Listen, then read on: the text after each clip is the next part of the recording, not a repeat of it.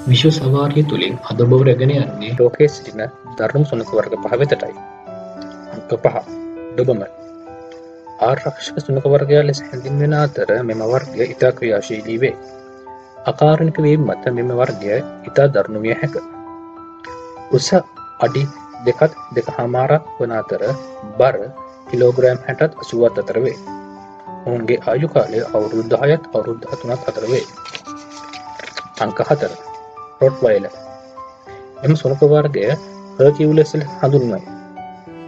ඉතා ශක්තිමත් සිරුරක් හා ආදරණීය හදවතක් මෙම සුනඛ වර්ගයේ සතු වේ. ඔවුන් ඉතා හොඳ ආරක්ෂකයන්ද වේ. ඔවුන්ගේ උස අඩි 1.5 පමණ වන අතර බර කිලෝග්‍රෑම් 85 කිලෝග්‍රෑම් 130ත් අතර වේ. ඔවුන්ගේ ආයු කාලය අවුරුදු 8ත් 11ත් අතර වේ. අංක 3. Wolf hybrid. මොවුන් සම්පූර්ණ සුනඛ වර්ගයක් ලෙස හඳුන්වන්නේ නැත. වර්ග හා සුනඛ දෙමුහුන් කිරීමක් මගින් මෙම සතුන් නිපදවා ඇත. කුඩා ළමුන් ඇති නිවෙස්වල මෙම සතුන් ඇති කිරීම භයානක බව සැලකේ. ඔවුන්ගේ උස අඩි 2ත් අඩි 3.5ත් පමණ වන අතර බර කිලෝග්‍රෑම් 90ත් 120ත් අතර වේ. වයස අවුරුදු 9ත් 13ත් අතර වේ. අංක 2. බොක්සර්.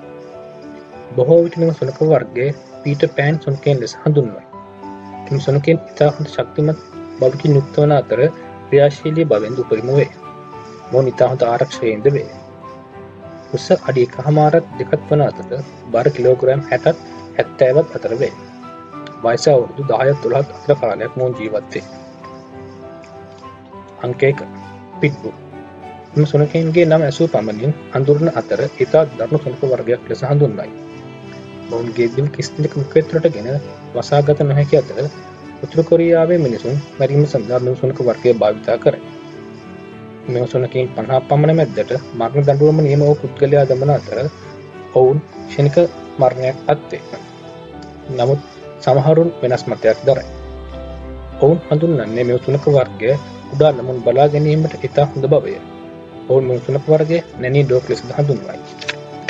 මොවුන්ගේ උස අඩි 1.5ත් අඩි 2ක් පමණ වන අතර බර කිලෝග්‍රෑම් 30ත් 85ත් අතර වේ. වයස අවුරුදු 12ත් 16ත් අතර කාලයක් මොවුන් ජීවත් වේ. මෙවැනි විස්මිත දේ දැන ගැනීමට අප හා එක්වන්න.